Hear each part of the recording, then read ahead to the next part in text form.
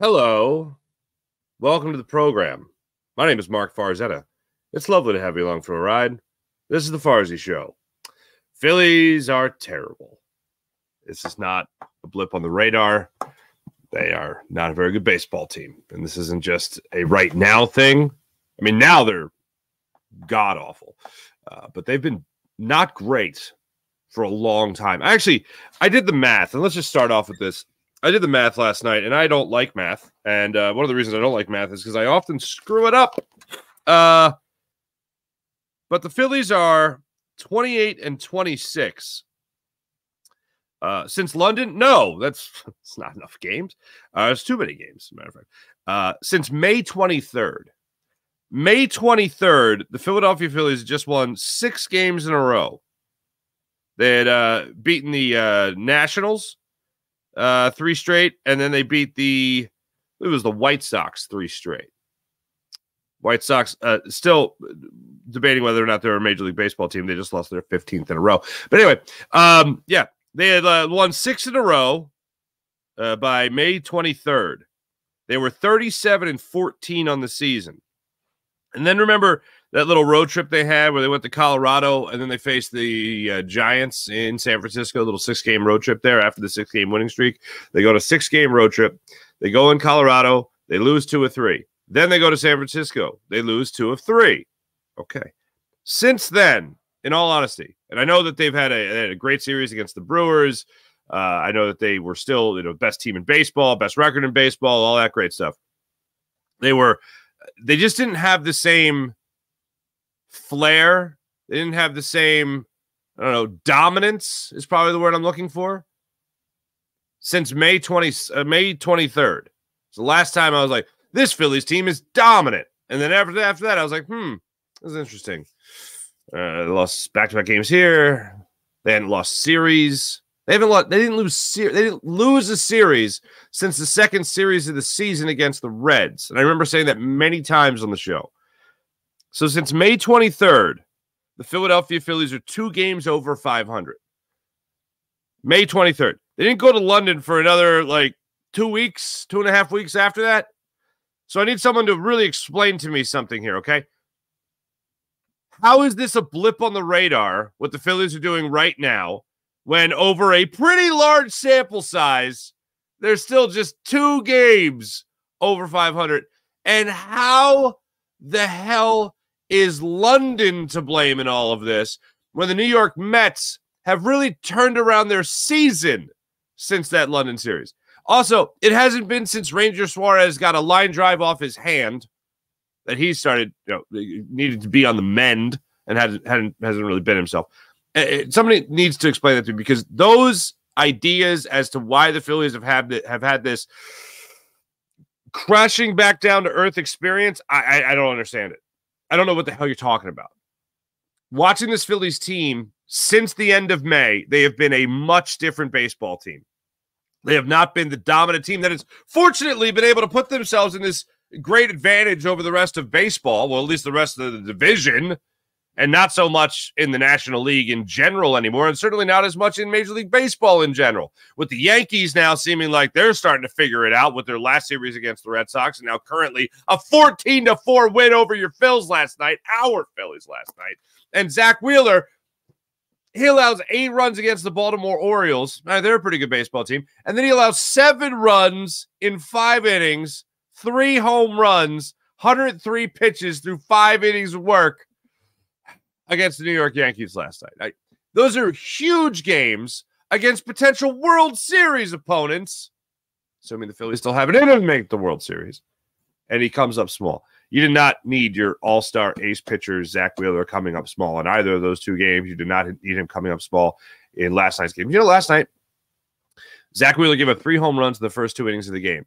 It's the first time he's done that in 8 years. Great. Rob Thompson talked, we'll hear from him in a little bit. He talked about the slide the Phillies have been on recently and what he can do as a manager to help them get through that. I don't know what he can do, and I'll let you hear his answer in fairness. Because there was one thing I was like, all right, fine, but this goes beyond Rob Thompson, because there's something John Kruk said last night that really resonated with me. And it's like, Rob, once you establish yourself as a big-time clubhouse guy, a player's guy, if you start shooting your mouth off sometimes, that might lead to panic. Now, it might also lead the other direction is, oh, wow, Rob is really pissed about this. All right, now we really need, if Rob is shaken on this, then we need to get focused. Okay, sure, it could have that kind of vibe, but John Kruk had a different take on it, saying that Rob Thompson's reputation and how people know him in the clubhouse is, oh no, if he's panicking, that means we all panic. It's like if you don't fly and you go through some heavy turbulence, if you look at the flight attendants, if you look at them and they're panicked, oh, then you should be panicked. But if they're just like calm, then you'll be calm. Rob Thompson said a couple of things that stuck out to me. That was one of them, about what he could do. Again, I don't know what he could do. This all comes down, for me, it comes down to somebody on the team, a player, Bryce Harper, somebody having a come to Jesus moment with the rest of this clubhouse, being like, all right, guys, we haven't been great for a while. And yes, we've never been this terrible, and now we're pretty terrible. What do we do to get out of this? And by the way, the Yankees are here, so now's a good time to make a statement. I don't think that comes from Rob Thompson. I think that has to come from a player. Rob Thompson did say something else that resonated with me, and it had to do with the takeover of Yankees fans in South Philadelphia. We went through this in the playoffs with the 76ers and the New York Knicks. It's not a good feeling.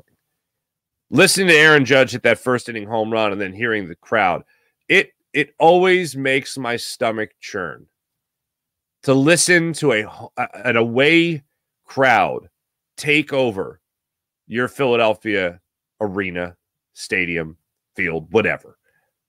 To hear that is awful. And to hear the eruption when that ball hit the stands in the first inning, I went, please do not make this a bad start, Zach Wheeler. He then went on to allow 7 runs on 7 hits, 3 solo shots. Good Lord. And walk 3 also. So, yeah, you heard the Yankees fans a lot. Well, Rob Thompson had the best possible answer he could have come up with. He came up with yesterday, so we'll get to that. So we'll talk about the Phillies. Well, let's talk about the trade deadline. So the reason I bring up all this stuff, other than the fact that it is relevant regardless, but the reason I bring up this idea of the Phillies only being 2 games over 500 since May 24th is this. Hey, Dave Dombrowski, if anyone's talking about panic moves at the deadline, this isn't panicking. It seems to be appropriately addressing an issue. And the issue is, even with all this offense, you seem to not have enough offense. Even with the offense you had last year going into the playoffs, you still came up extremely small in the last 3 games of the playoffs against the Arizona Diamondbacks, and you fell 1 game short of making it to a World Series for the 2nd consecutive year. Pitching-wise, you couldn't use Crochet now? A little trade for Crochet? Back into the rotation? Looks like a lot of these guys are gassed right now. Zach Wheeler, gassed, potentially dealing with back issues. Anyone who's ever had a back issue at any point ever in their life, know that oh, but my back was bothering me. No, it's fine. No, that doesn't happen. I'm no doctor. I have a communications degree from the great Temple University. All right. I should be diagnosing back issues. However, one thing that seems to be pretty common amongst back issues is they don't just vanish. Ranger Suarez, don't know what you're going to get when you get don't know what you're going to get when you get him back, whenever you get him back. Allard getting a start for you. All right. Yeah, maybe you could use some more pitching depth. But if you're telling me Luis Robert Jr. is available and you could go get him, the Braves just got Jorge Soler, a World Series MVP.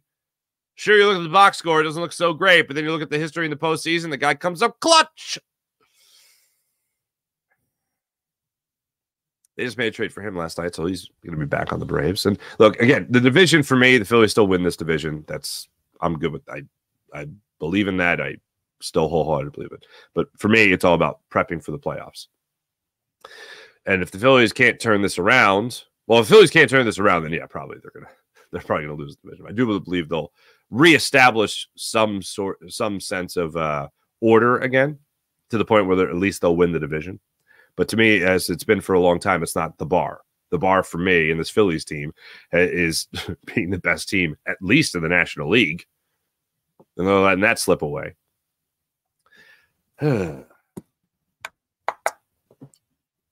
So, Dave Dombrowski, are you done? That's my question. Phillies play at 6:40 tonight. The MLB trade deadline is at 6 o'clock tonight, Eastern time. Is Dave Dombrowski done? I unfortunately believe that he is done. I would love for this Phillies team. Like, Austin Hayes is not a game changer. The biggest impact in terms of upgrades that you have made is all about Carlos Estevez in the back end of your bullpen. That is a big upgrade for this Phillies team. That allows you to go Strom, Hoffman, Estevez, putting the wrong emphasis on the wrong syllable there, I think. But that's a hell of a back end of the bullpen. Now, can you make that same kind of upgrade in your outfield? The only way you do that is with Luis Robert Jr. That's the only way you do it. And this Phillies lineup needs that kind of shakeup right now. Now, you could say that it sends a message to the team that, oh, man, we hit one lull, and all of a sudden, I don't believe that it's one lull. We have looked at this the end of May through June and now through July. Are you comfortable with this? Are you looking at this team right now and saying, World Series winners? Definitely. I don't know how you could say that when the Red Sox have turned their season around since they faced you. The Orioles just continued to crush teams before and after you. The Yankees seem to have gotten right just before you. The Guardians just came in here and put you over their knee, essentially, for winning 2 of 3. Like, can you imagine where this team would be without Tyler Phillips, ladies and gentlemen? Tyler Phillips. Without Tyler Phillips, you have 4-game losing streaks. Here's one thing. Talk about optimism. Here's one thing that's optimistic for you.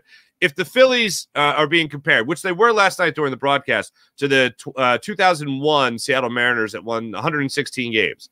The Seattle Mariners' longest losing streak of that season, you know how many games they lost in a row? 4 games in a row. It was the longest losing streak they had in 2001. The Phillies have not had a losing streak longer than 3 games. So there's that, I guess. I look at this baseball team and I see still an incomplete team. And all the money that's gone into it, it's like, do you want to put all this money into a team and then come up just short because you weren't willing to part with some prospects? And don't get me wrong. I got high hopes for Aiden Miller. I got high hopes for Justin Crawford. I got high hopes for all these guys. I love the farm system. When the Phillies are good, I tend to pay less attention to the farm system. When the Phillies are bad, I can't wait to see who comes up next. And I know that with the trade deadline now 12 hours away almost, as we do the show live at 6:30, it's 6:37 a.m. The asking price has been what it's been. Maybe they budge on a prospect or two, but I would love to see Dave Dombrowski continue to go all in with this baseball team. Good first couple moves. You've upgraded positions. Brandon Marsh looking like he's figured it out recently, looking like he's started to find that flow that he found in the early goings of this season. All right, great. That's still really, really good. Getting him and Austin Hayes to platoon a little bit sounds great. Brandon Marsh platooning with Johan Rojas, also a good thing. Keep that going. Wouldn't mind seeing it. Luis Robert Jr. gets here. And then the whole outlook is a lot different, because one of the things that just, and like, you knew this going into it, but not watching a lot of the Yankees and getting to watch them 1 through 9, it's just like another slugger, another. Oh, you got through Aaron Judge. All right, coming up a little bit later, Giancarlo Stanton. Get through him.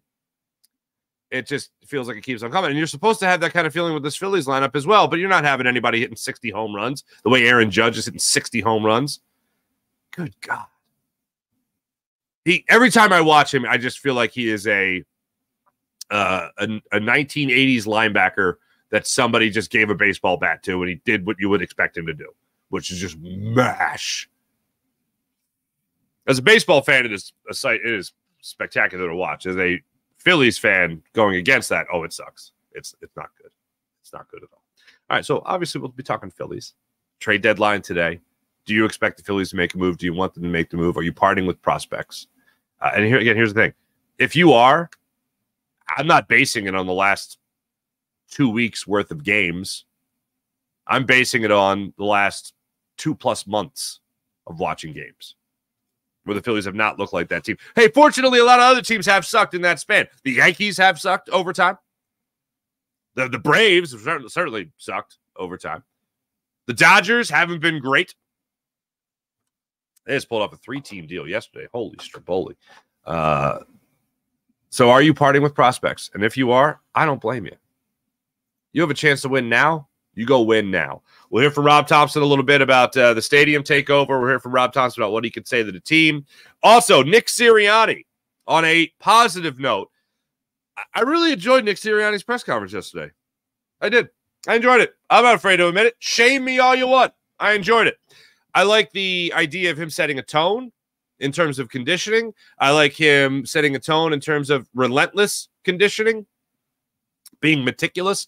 And I also loved what he had to say about Jalen Hurts, because he said something that I don't think I've ever heard. I don't think I ever heard these words from Nick Sirianni in the 3 years he's been here. Now 4 years, but 3 years he's already been here. I don't think I've ever heard him so encouraging of Jalen Hurts checking down. What? I don't want to take credit for it, obviously, but I don't think Nick Sirianni catches the show. If he hasn't commented how I look like his drunk, bald brother, younger brother, by the way, by 1 year. Thank you very much. So yesterday he went off a little bit on a little check down. Now it's nice to see Jalen Hurts checking down. All right. I don't think it's a huge thing. However, I do believe it'll be a big thing in terms of not turning the football over as much. Little safety valve, little safety net, little easy play, little dink and dunk, little layup throw, whatever you want to call it. Yeah, make those throws. Make those throws, especially if you can just place the ball in the home run hitter's hands, like Saquon Barkley. A home run hitter's hands. So yeah, talking about the conditioning, talking about Jalen Hurts' progression this year, how he has looked so far, how sharp he has looked so far. He did also talk about Mekhi Becton at right guard with Tyler Steen out for a bit. They're not speculating on how long. The Eagles aren't, of course. No, I'm never going to give a time. I'm never going to give a time. I'm never going to get. Come on, I'm never going to give a timeline on a player. But yeah, Mekhi Becton getting the reps at right guard right now with Tyler Steen, quote, out for a bit. And yeah, a lot of good stuff from Coach Sirianni yesterday. Also, one more thing I want to get into today. If you guys haven't heard, I wish I remember. Is it Podcast P? The Paul George podcast? Tyrese Maxey was a guest. That's running around to do yesterday, so I got to listen to the vast majority of the podcast. First off, look, Paul George, a wonderful host. Goodness gracious. Like, I know some people in my position should be like looking down on athletes doing their own thing. I love it. I absolutely love it.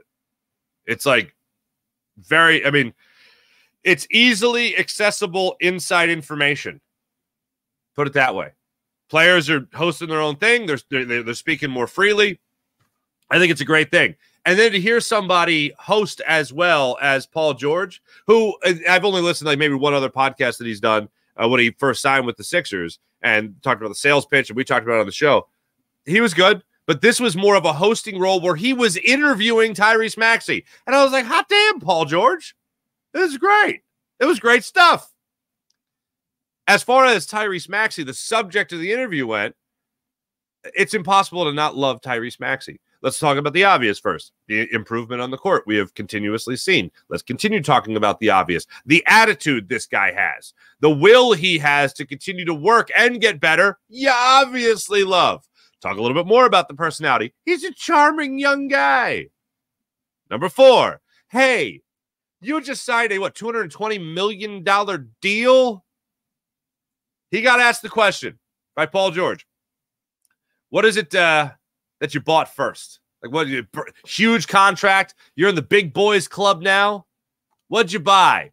And Tyrese Maxey's like, nothing. I haven't bought anything.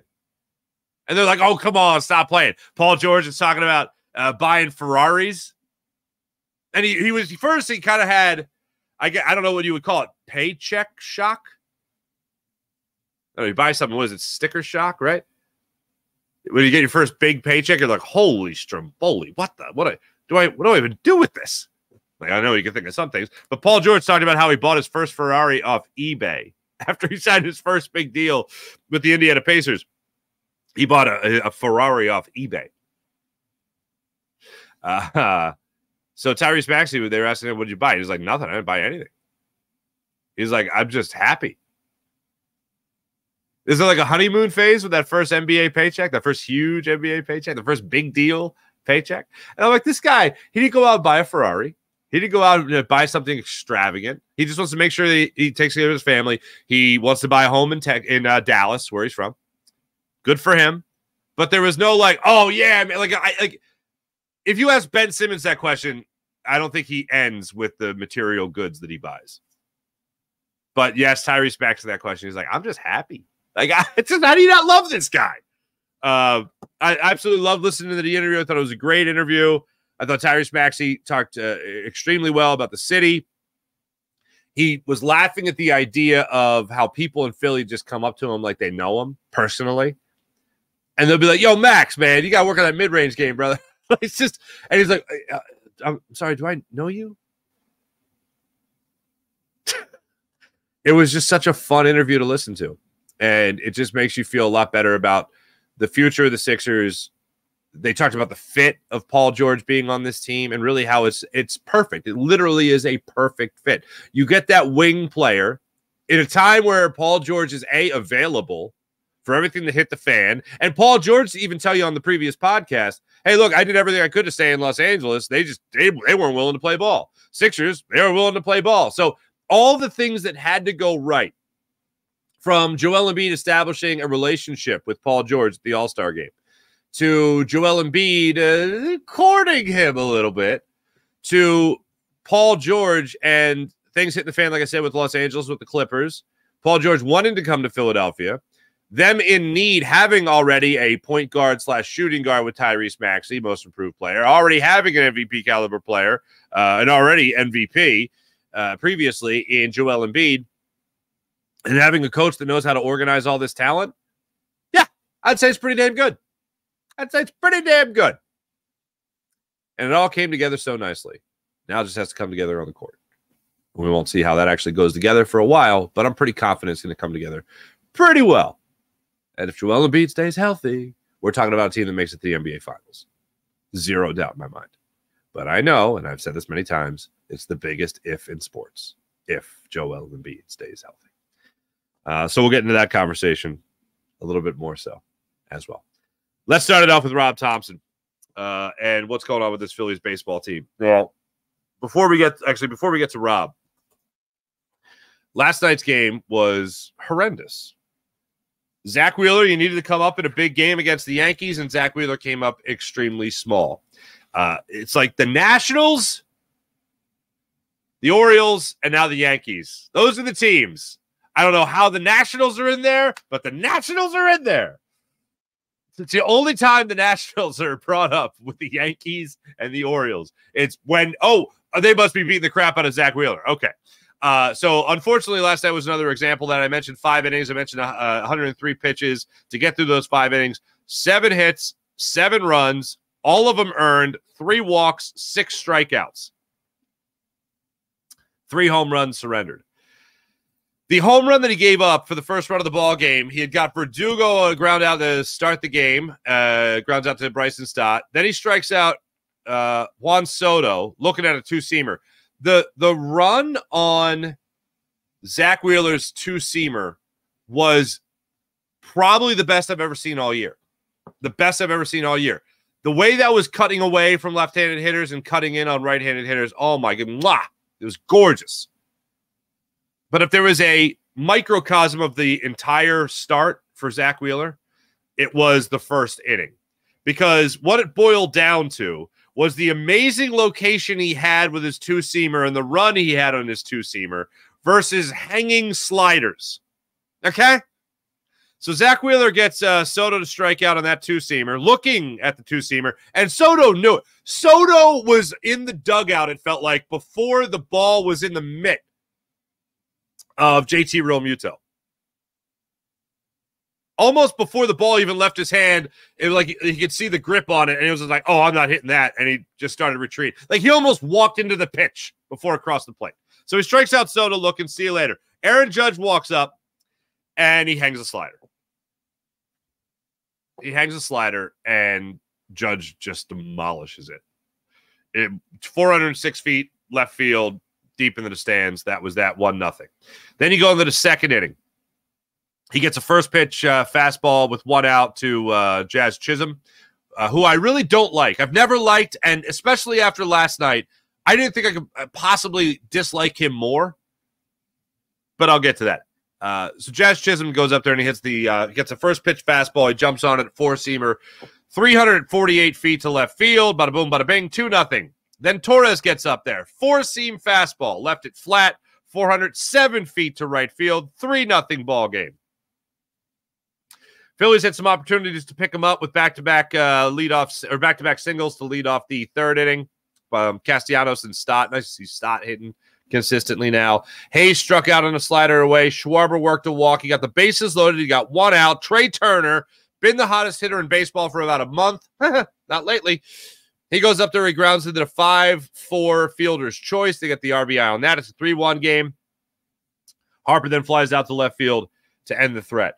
Then you go into the fourth inning, fine inning there, 19 pitches there for Wheeler. They get Chisholm picked off at first base. That made me feel so warm and fuzzy inside.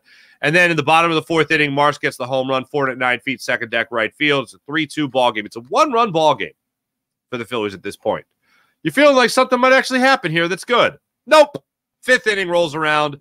Soto gets the 3-2 curveball hung out over the middle of the plate by Zach Wheeler.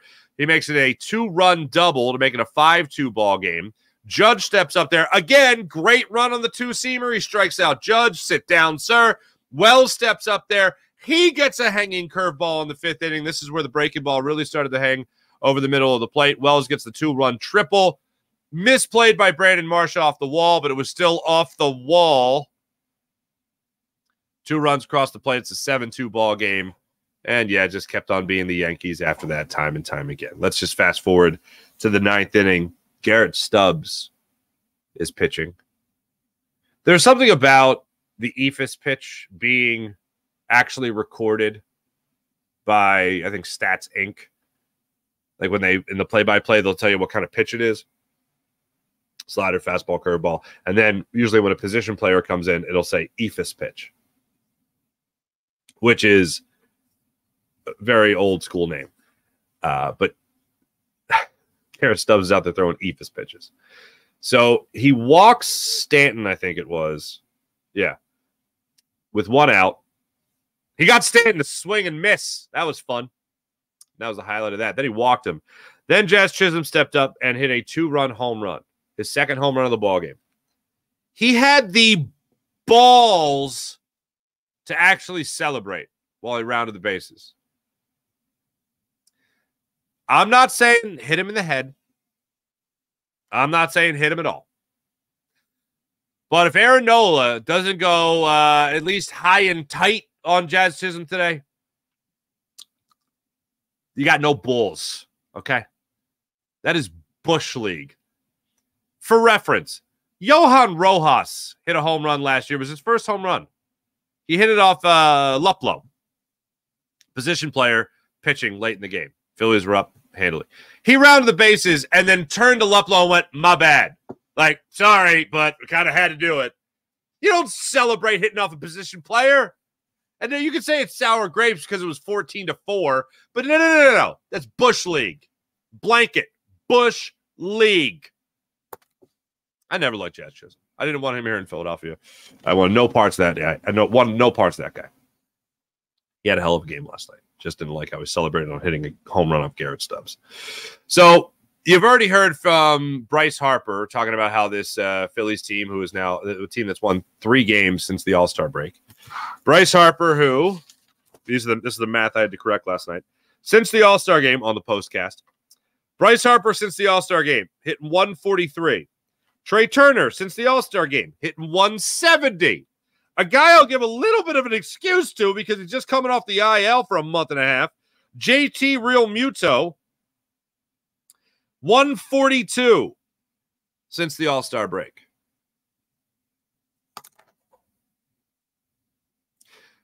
Even if you get Luis Robert Jr., even if you just add another bat, even now that you've added Austin Hayes, if you don't have Harper, Turner, and JT hitting even a little bit, you're not going to win many ball games.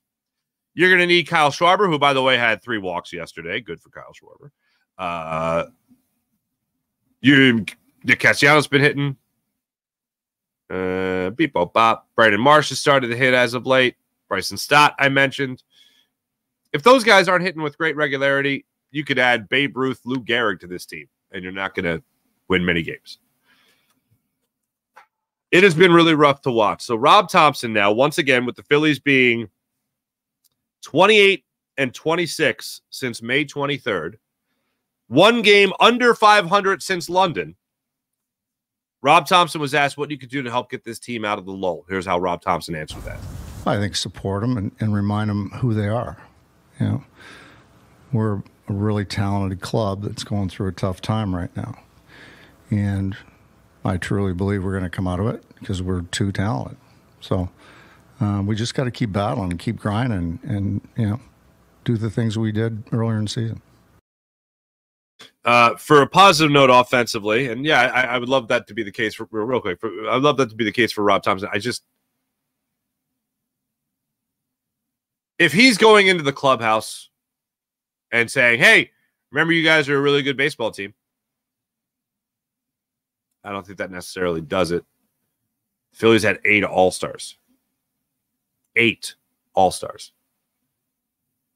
I think they can look around that room and be like, oh, yeah, we are pretty good at baseball. I think they realize that. I think they realize they're better than what we have seen.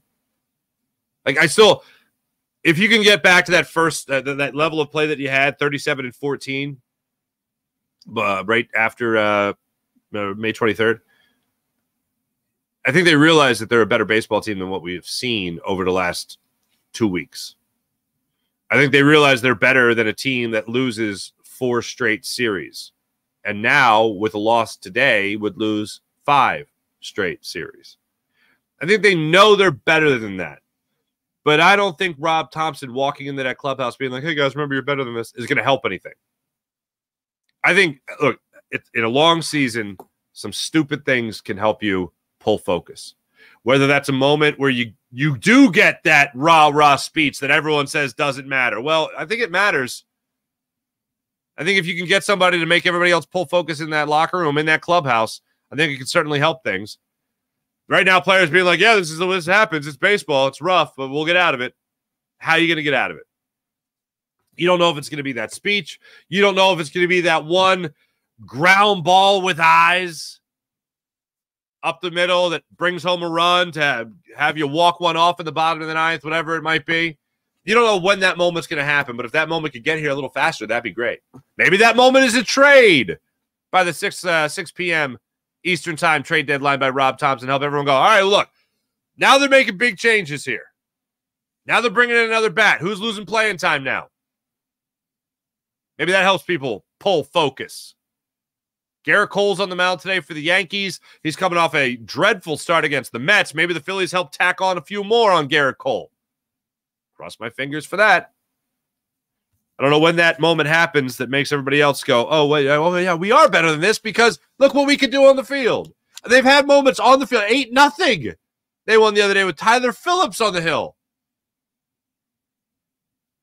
Against a good baseball team in the Guardians that couldn't put those 2 wins together. It's rough. It's really rough right now. And now, Rob Thompson, one more thing he got into yesterday that is definitely worth noting is it sounded like a Yankee game yesterday. That's literally gives me a feeling of nausea. Like, there are few things that physically make me feel ill, right? One of them is allergies.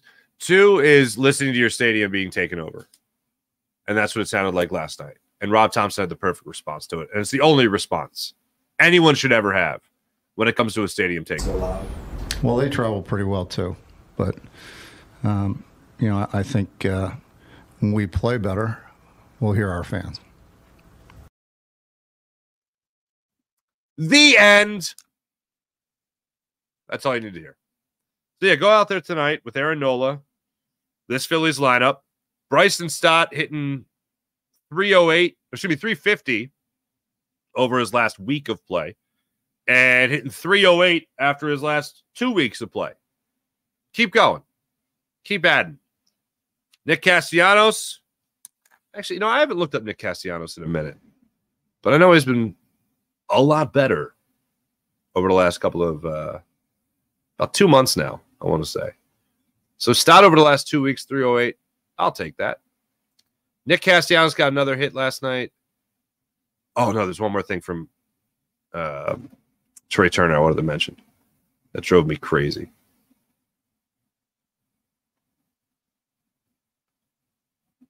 Holy shnikes. Boop.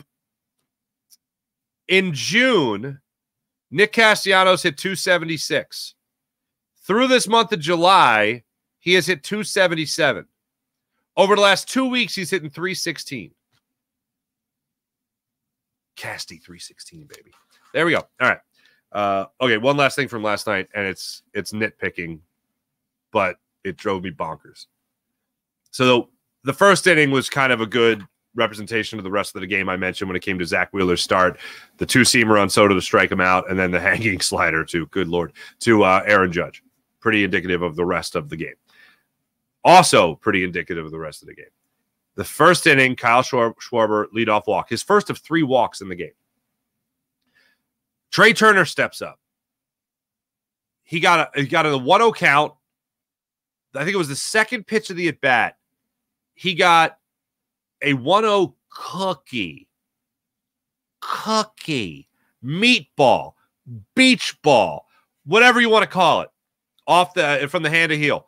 And he just took it. I couldn't believe that he took it. Like, Trey Turner is one to unleash the hounds. He'll be aggressive, especially in the early goings of a game, in the early parts of the count. In the early goings of the game, he'll be aggressive. He got a fastball, inner half of the plate. It was one of those pitches that it left the hand, and I looked at it, and I went, gone. Like, that's the one that Trey Turner belts 10 rows back in the left field. It was a cookie. Okay? And he took it, and I went, like, clearly a mistake by Heel on that throw, on that pitch, and Turner just passed up on it. I couldn't believe it. When I saw that, I went 2-1 Philly. Damn it. And then Brandon Marsh was pretty much your only real offense in the game. So, yeah, Phillies back at it tonight, 6:40 start time. You want to see the Phillies make another move? I do. Luis Robert Jr. Pull the trigger, Dave Dombrowski. Also, you have control over him. You know what I'm saying? You know what I'm saying? Brent Rooker. I'll take Brent Rooker. Let's go. He's still pretty good. Try him in the outfield again. Beep, boop, ba-doop. Phillies. That's that. They're back at it tonight. Philadelphia Eagles. Everything is going. I mean, Tyler Steen, that's obviously bad. But everything else seems to be cooking pretty well for the Eagles right now. Everything I'm seeing is Jalen Hurts smooth as could be. Now, you could take this one of two ways. You could take it how most people take it, which is it's camp. So what? Okay. All right. So let's move on past that for a second. And let's think about the other side of it. Let's go in the parallel universe where this isn't going well. Let's live in this horrible fantasy for a second, okay? With Kellen Moore, without Brian Johnson, Jalen Hurts' his guy, this could be going south real quick. It's not. So let's appreciate the moment that, yes, Jalen Hurts is doing what he should be doing, which is having a solid, smooth camp.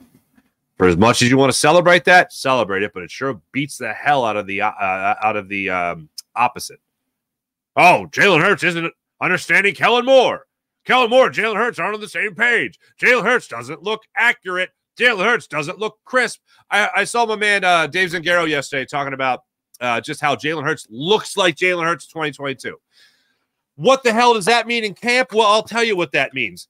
At any point last year, especially in the early goings of the season, did you look at Jalen Hurts go, oh, wow, he looks like the guy who played last year? Because I sure as hell didn't. There was no point. And the play that sticks out to me the most is the regular season game against the Tampa Bay Buccaneers, where Jalen Hurts had 6 extra yards in front of him for a first down. And instead of galloping for those 6 extra yards, he got out of bounds. He slid. He doesn't do that. So if it was the knee injury that we had been talking about kind of all year, whether or not he was 100% healthy or not, I'm not making excuses. I'm just making an observation. The fact that he looks this clean, this athletic, this mobile, this crisp in training camp at least lets me know that he's 100% healthy and the knee is not bothering him. That is a very good thing. The other thing that I'm hearing coming out of training camp is exactly what Nick Sirianni got into in his press conference yesterday. And this made me feel fantastic because it is something that will help him cut down on turnovers. It'll help him not put the precious pigskin in peril as many times as he did a year ago. It's checking down to a guy like Saquon Barkley. There's you guys know I'm a big Frank Sinatra fan. A lot of you guys know I'm a big Frank Sinatra fan. Stay with me. This makes sense. There was it came out, in the 90s, a TV movie. It was a mini-series about Frank Sinatra. And one of the things I remember from this is that Frank Sinatra, the first time he had to sing to a camera. In the mini-series, Frank Sinatra had to sing to a camera. Okay. Frank Sinatra's like, I can't sing to a camera, baby. Anyway, sorry. He's like, I can't sing to the camera. And the director of the movie gets this beautiful woman, and he sits her right by the camera. And he goes, can you sing to her? And Frank's like, oh, yeah. Okay.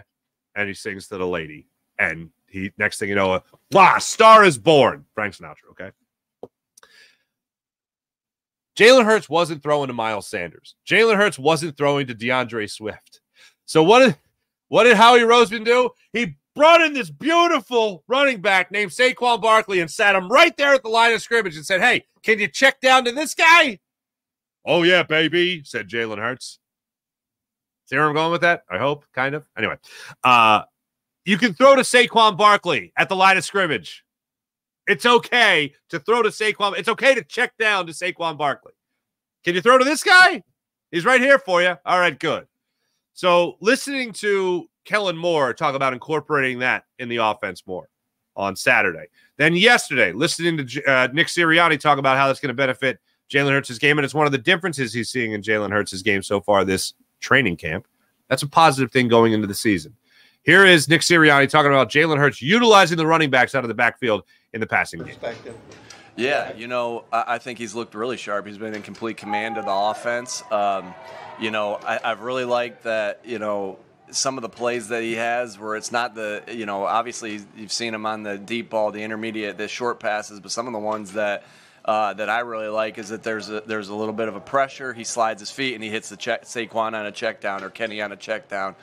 So I think he's had a really good camp so far. I'm really excited for him to continue that. There's ebbs and flows in camps, and he'd been on the high end for the last 4 days, and so really excited about him and how he's looked so far. All right, first up, complete command. I love that phrase. Because let's not forget, according to Jalen Hurts, this is an offense that is 95% different. And then also pressure, sliding his feet, just finding the check down. More power to you. More power to you, friend. More power to you. Not something we saw a lot of last year. And look, you could also say, oh, it's camp. He's got a red shirt on. They're not hitting him. Can't touch the quarterback. Yeah, okay, fine. But if he's building that instinct, if he's building that repetition, if he's building that muscle memory of pressure, slide, dump, good job. Good job. We didn't see a lot of that. We haven't seen a lot of that throughout Jalen Hurts' career. Again, safety valve. not forcing the ball where it shouldn't. You know what's been a really fun topic, and I say this sarcastically, figuring out what the hell your head coach does. Just imagine you're just dropped in the middle of this. You haven't been following it your whole life. Just imagine you're dropped in the middle of the Philadelphia Eagles. And you go, wait, hold on, what's that guy do? Huh? Like, do you want to think for a second that the National Football Team that you root for, the head coach there, you don't know what he does? Do you want to think about that? Do you want that to be the case? Like, I don't even know what he does. I know he used to call plays, but now he doesn't. I know he used to do the game plan, but now he doesn't. So what does he do now? Well, according to everybody, he just kind of bebops around. He's in the defensive ends room. Then, boom, he's over here in the cornerbacks room. Then he goes from the cornerbacks room to the quarterbacks room. Then he's in the quarterbacks room to the wide receivers room, to the running back room. He kind of bounces around, has lunch at some point. Is that a Phillies game from time to time with the family? Beautiful. Take that in. That's great. But what does he do? There is one thing that we won't know until really players are giving us the feedback. But one thing the head coach can still do, if he's not calling plays, if he's not doing the game plan, and if he's not as involved with the offense as he nearly was, or nearly as much as he was, it's set a tone. And let's not forget, okay, so we focused on the negative aspect of Jalen Hurts' answer a month and a half ago when it came to, hey, say something nice about Nick Sirianni. Duh, I got nothing. When he was pushed on it, when the follow-up question was asked by Martin Frank, hey, like, seriously, what has he done? The one thing Jalen Hurts did say was that Nick Sirianni's message to the team has been really good. Okay. If he's designing the practice schedule, his message has been good. What about the practice schedule? Well, it seems to be a lot more intense. They had the extra mini camp session, something they haven't done in the Nick Sirianni era. Obviously, they're again missing 2 coordinators. They're again going into a season with 2 different coordinators for the second consecutive year. So that made sense to have it. Now, I don't know about you, but one of my main concerns at the end of last year was that these guys just looked gassed. They didn't spend enough time as a team getting in football shape. And one of the things that really has been resonating in my head since the last week or so with Jordan Davis addressing the media was that he could work his ass off in the offseason. He can do all the conditioning he wants to do. But until he gets out there on the football field, you're not truly getting to game shape. You're not truly getting into football shape without playing football.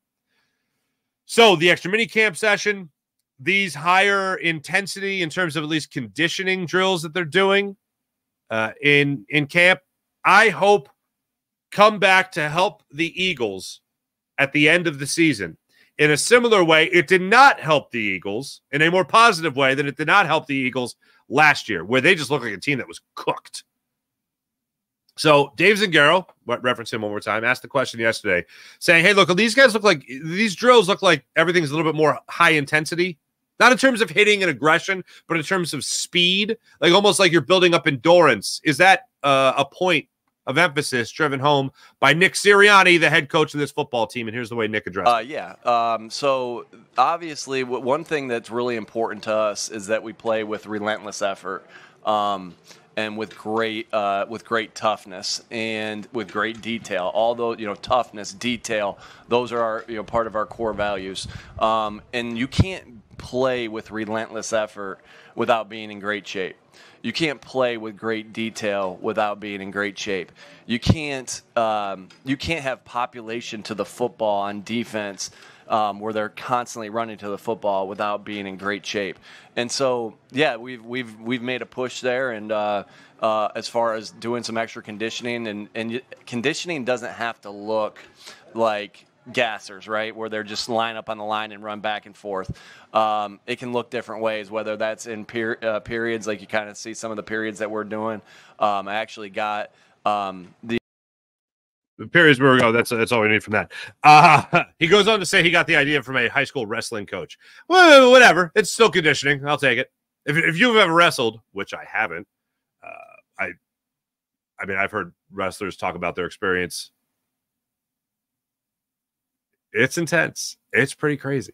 But yeah, if you're going to be conditioning, that's one hell of a way to do it. Going through the Chip Kelly practices and being there at the Chip Kelly practices, I like to describe them as an assembly line of football. It's just constant motion. Everyone's always moving. And I'll never forget Brent Selleck looking over at the media and just kind of like rolling his eyes like, can you believe this? Like, that's what I got from it. I don't think the Eagles and Nick Sirianni are running things quite like that.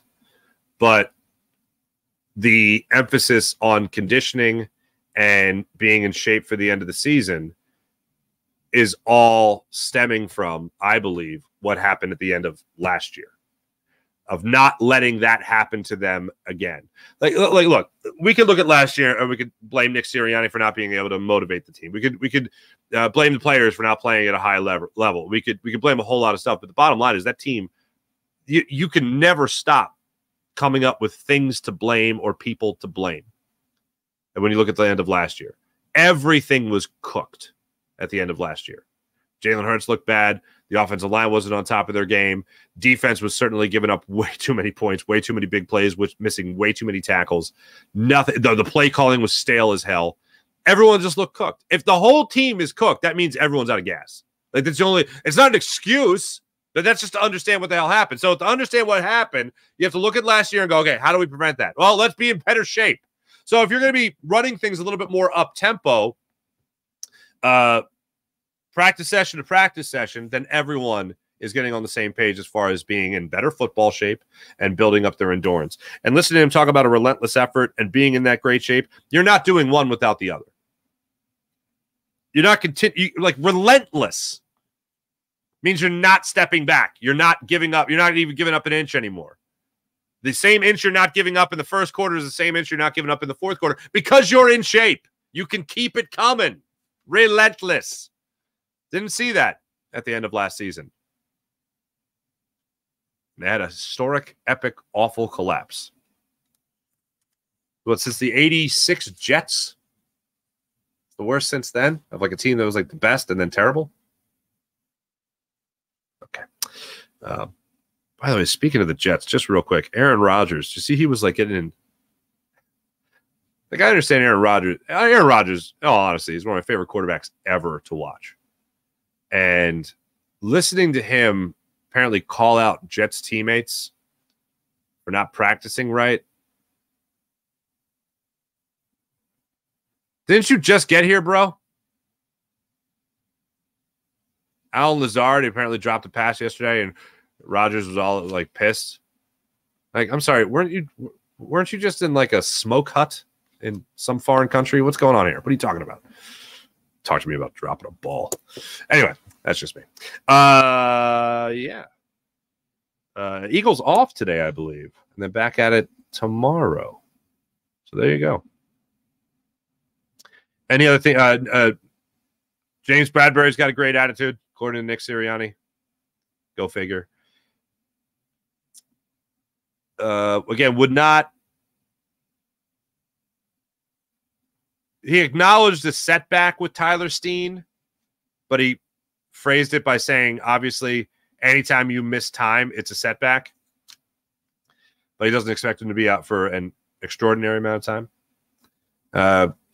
Gushed more about Jalen Hurts, Mekhi Becton being versatile. Yeah, good stuff from Nick Sirianni yesterday. Hey, let me tell you about the Game Time app. Download the Game Time app to your phone. Create an account. Use promo code Farzy and get $20 off your first purchase on the Game Time app. You want to go to the Phillies Yankees? Phillies got a long road trip after this. Get it in now. Phillies Yankees last 2 games here. Take over the stadium. Take it back from the Yankees fans. Download the Game Time app to your phone. Create an account. Use promo code Farzy and get $20 off your first purchase on the Game Time app. They have last-minute ticket deals, flash ticket deals, even ticket deals for an hour after the event starts. So let's say you want to use the Game Time app for a concert or a comedy show. Download the Game Time app. Create an account, use promo code Farzy, get $20 off your first purchase, and you can go to the concert, you can go to the comedy show, and with the last-minute ticket deals for an hour after the event starts, you could save huge money. You missed the opening act, maybe, you missed the middle, but you'll see that headliner at a great discounted rate, thanks to the Game Time app. Take the guesswork out of buying tickets with the Game Time app, as you can view your seat before you buy it. And one of my personal favorite things, because one of the things I hate with ticketing sites is that you get to the end and you get to the checkout and you're like, hold on a second, these tickets were $20. How are they fit? How's all this like $100 now? What happened here? Game Time app lets you toggle the price, so you know the price at checkout. So there's no sticker shock. You know the price up front. That's what I love about the Game Time app. Download the Game Time app to your phone, create an account, use promo code Farzy, and get $20 off your first purchase on the Game Time app. How about PHL Sports Nation? Philadelphia Sports Nation, enhancing your Philadelphia sports fan experience across all social media and blogs. That's phlsportsnation.com. Let's get into the chat check and see how you guys are doing on this fine Tuesday morning. What's going on? IBH, good morning. Richard Butts. Last night's game was pitiful. I agree. Dev, what's going on? Farzy working hard. God bless you. Thank you so much. Morning, go Birds. Go Birds. Kevin, good morning. IBH, the Phillies really have the talent. They need someone to poke the bear and wake them up. Love it. April. Good morning, April. That game was embarrassing. It's been embarrassing for a hot minute. Sean Kilrain, what's going on? Oof. AJ. Ugh.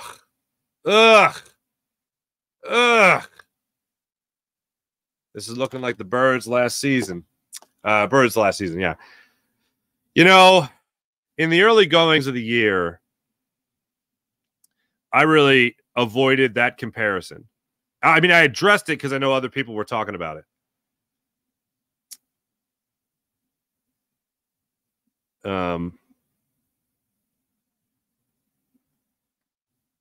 But I avoided it because the Eagles last year versus the Phillies this year. The Phillies were actually blowing some teams out. Yeah, sure, they had their one run wins here and there. But the Phillies were poop cannon teams. The Eagles didn't do that throughout the year. I've mentioned the stat many times, and I know people don't like point differential in the NFL, but I think it makes sense to pay attention to it. To show that you controlled a game is kind of important. The Phillies had controlled games. The Eagles had 2 controlled games. They won by more than 10 points. 2 of them. Phillies were scoring more runs than anybody in baseball. So that's why I avoided the comparison. But now, here's one more difference. Ready? You still have 2 months left in the season. The Eagles pooed the bed, 6 games left in the year? Honestly, Stubby pitched the same as Wheeler. April, that's funny. Jason Alexander, good morning. Feel like the media hyped up the Phillies? We hyped up the Phillies? What? The Phillies were hyping up the Phillies. Sean Gillespie, what's going on? Horrible performance. Yep. Good morning. I love the Sean Gillespie. I love the comment and then the good morning. Horrible performance. Good morning, everyone. James Alexander, I think they'll get back on track. In all honesty, I do too. I don't see this being the Phillies. Bryce Harper's not going to be. What were the numbers? 142, 143. Trey Turner's not going to hit 170. JT Realmuto's not going to hit 142. That's not going to be the new norm for the Phillies. I can't believe that. Brian, complete team, pure delusion. I think you could upgrade majorly in the next 12 hours.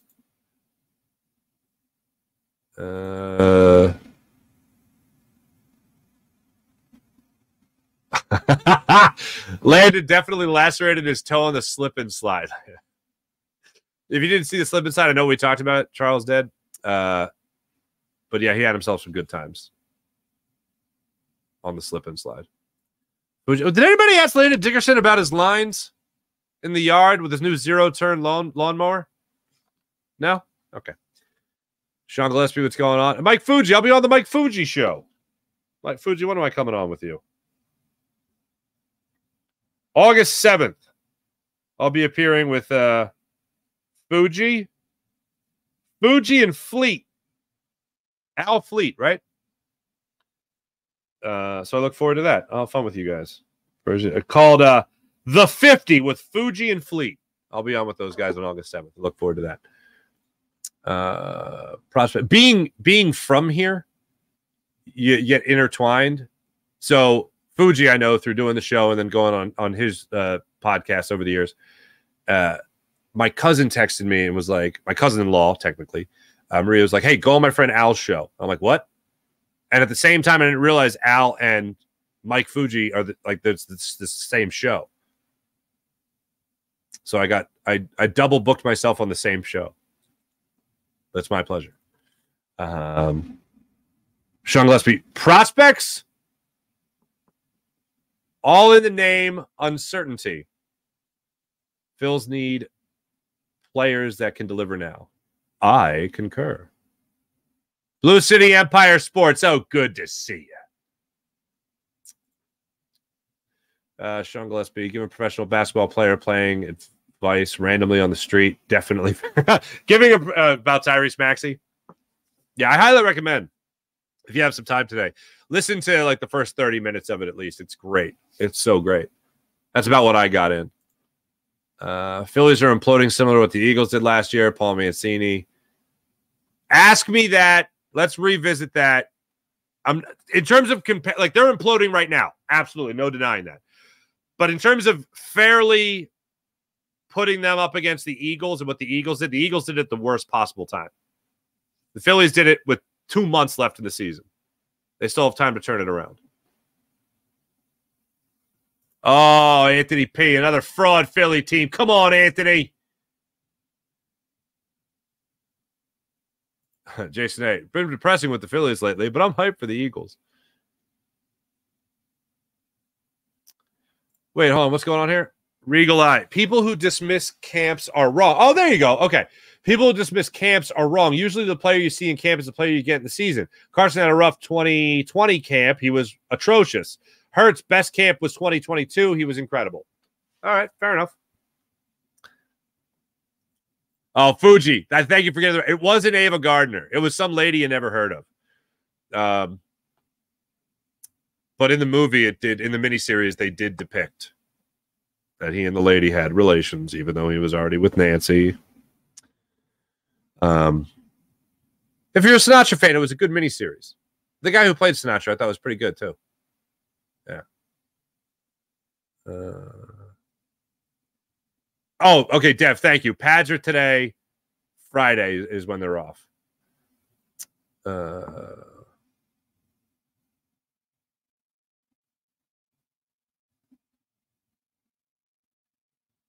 See here in the chat. Deadline's today, 6 p.m.